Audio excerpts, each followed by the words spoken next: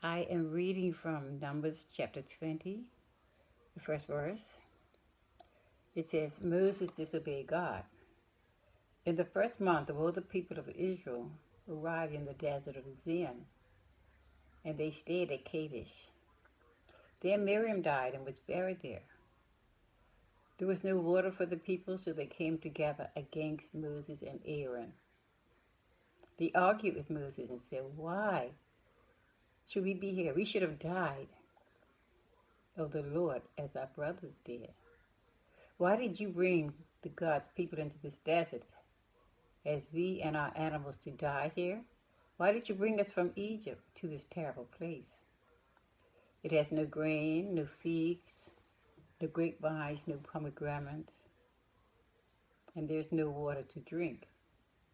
So Moses and Aaron went and bowed down, and the glory of the Lord fell upon them. The Lord said to Moses, Take your walking stick, you and your brother Aaron, and gather the people. Speak to the rock in front of them. So that is the water that will flow from it. When you bring the water out of the rock, give it to the people and their enemies. So they were the instructions that they got from God of how the people would get water. So Moses took the stick from the front of the Lord, as he had said. Moses and Aaron gathered the people in front of the rock, and Moses says, Now listen to me, you who turned against God. Do you want us to bring water out of this rock? Then Moses lifted his head and hit the rock twice with his stick. God didn't say hit the rock. What did God say? Speak to the rock. The water began pouring out, and the people and their animals drank it. But the Lord said to Moses and Aaron, Because you did not believe me, because you did not honor me as holy before the people, you will not lead them into the land that I promised to give them. Now that was the plan from the beginning, that Moses and Aaron, because they did so much work, they deserved to go into the promised land. But because of disobedience, God said, You are not going to lead them into the land. And these are the waters of Meribah, where the Israelites argued with the Lord and where he showed them that he was holy.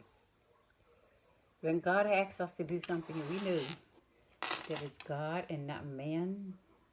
Sometimes you can tell man no, but you can't tell God no. Especially when you know that he is the one that's asking you to do something, and it might be something you don't want to do, but then that's up to us. So obedience is better than sacrifice, we learn here in this story.